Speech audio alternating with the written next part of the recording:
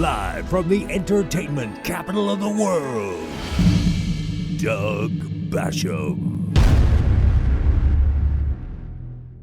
Hey guys, Doug Basham here. My website is DougBasham.com. My email, Doug@DougBasham.com. Longtime listeners and viewers of this show know full well what I consider to be the biggest problem this country faces, namely what I call today's conservative, corporate-controlled, right-wing propaganda, fascist hate media industrial complex.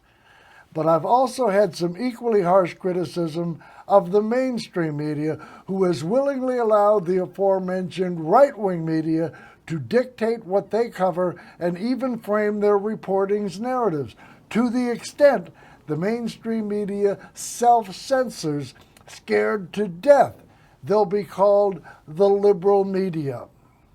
And on Sunday, we had a textbook perfect example. For reasons I simply cannot fathom, NBC welcomed the Orange Trader to be a guest on what has long been considered to be that network's signature news show, Meet the Press. And I have just one word in response to that. Why? Why would you have someone you know is incapable of telling the truth on a program that's supposed to be based on actual news and facts? Do you honestly believe Kristen Welker has the tenacity to call Trump on his lies? Nothing she has done since becoming that show's host, or even before, has shown she has that ability. And watch her when Trump is speaking/lying. She sits there with this wide-eyed, captivated look on her face, as if she's dealing with a serious person who just said something either coherent or intelligent. All that does is further normalize Trump. Now, in some fairness to Welker, anyone who is even remotely capable of intellectual honesty knows that Trump is a pathological liar, and that he spits out lies with more rapidity than an AR-15 spits out bullets, which makes it almost impossible to call him on every lie he tells. But knowing that, why would you give him the airtime?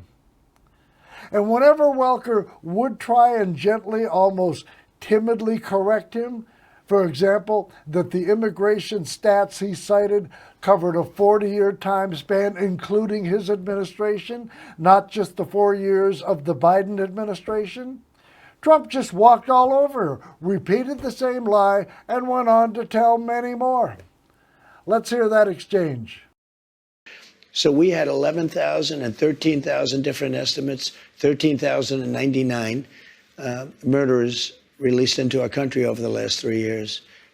They're walking down the streets. They're walking next to you and your family, and they're very dangerous. The 13,000 figure, I think, goes back about 40 years. No, it doesn't. No, that it's within the 3-year period. figure. It's during the Biden term. No, that was a fiction that they put that out.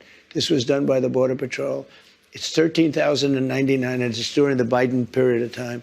And these are murderers. You see what I mean? Even when you catch and call him on a lie, it doesn't matter. If you only do it once and then quickly move on to your next question. He just repeats the lie and then barrels forward.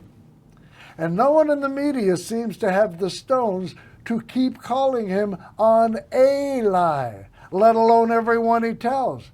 And in fact, there were times when Welker couldn't wait to move on, perhaps hoping we wouldn't notice her lack of follow-up.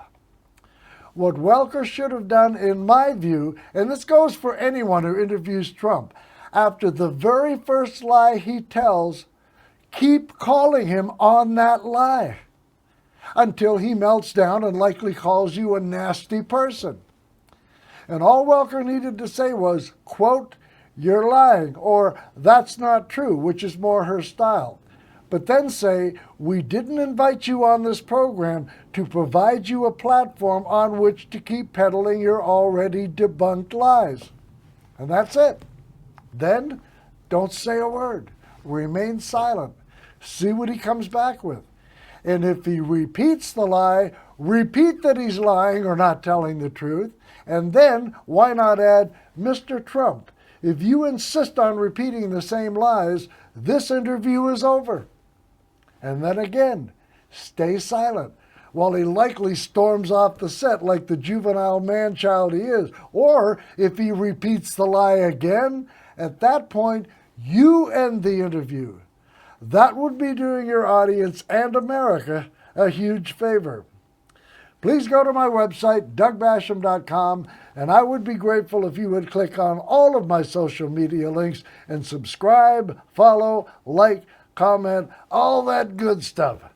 But if you can only do one, please subscribe to my YouTube page. And most importantly, please share and repost my commentaries.